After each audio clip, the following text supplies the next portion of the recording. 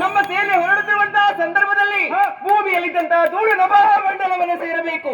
ವೈರಿಗಳ ಉದಕ ಪತ್ತೆ ಹೋಗಬೇಕು. ಹೊರಡಲಿ ನಮ್ಮ ಸೇನೆ.